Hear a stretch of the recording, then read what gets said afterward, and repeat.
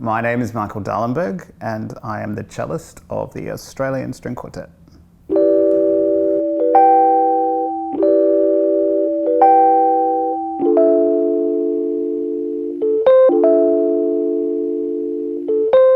I started learning the cello when I was 8 years old. I wanted a double bass and my parents said, nope, it's too big. So I just went for the next biggest one, which was the cello. I mean, obviously I love it, but that's how it started, yeah.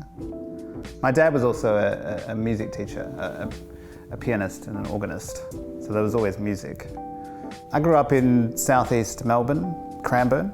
My parents used to shuttle me to the city to have lessons. And I started with a violin teacher in Frankston, in Victoria, but I eventually went to Marion Hunt, who was a sort of icon in the 90s of cello teaching, extremely inspirational, and ended up at the Con in Melbourne and Annam, where I did a lot of chamber music. I had a string quartet, the Hamish String Quartet, and we did some competitions and we studied overseas, and probably very significant reason as to why I'm here.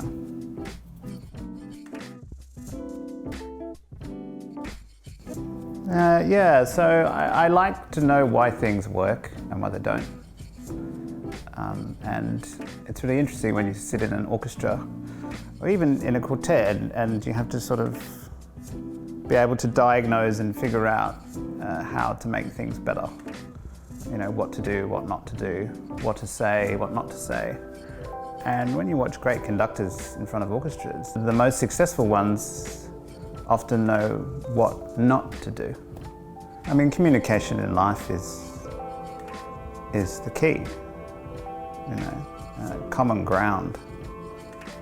You know, people don't have to always agree, but you have to find a way to move forward.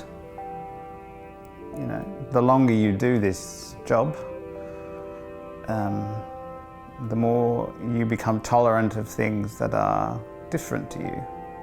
You know, the best conductors and the best leaders in any field are the ones that are capable of letting go of their own point of view. When we're anxious, you know, and think we have all the answers, we tend to hold on to things very tightly. And I don't have all the answers, you know, I hope I never have all the answers. The ASQ was really quite formative to me, even being here today, because in the 90s the ASQ came to my school and did a concert and a masterclass, actually. I just remember it being a profoundly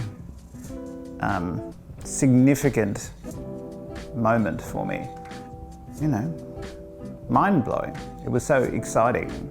From then I was really like, oh yeah, I really would like to do that.